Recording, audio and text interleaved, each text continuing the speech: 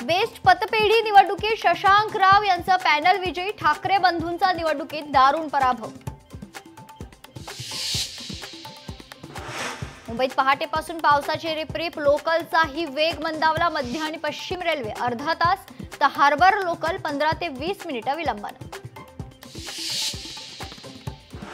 कोल्हापूरमध्ये मुसळधार पाऊस, पावसामुळे घराची भिंत कोसळून 3 जण जखमी। मौजे मल्हारपेठ मध्ये घडली घटना।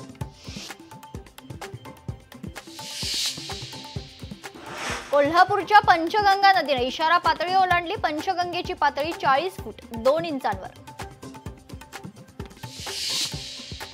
बिबट्यापासून त्रस्त नागरिकांचा नाशिकच्या वनविभाग कार्यालयावर मोर्चा। रक्षाबंधनाच्या पूर्वसंध्येला 4 वर्षीय मुलाला केलं ठार।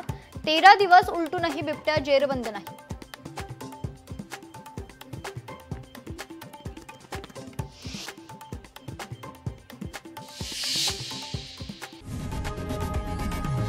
लोकशाही मराठी ऐका, पहा, जागरूक रहा।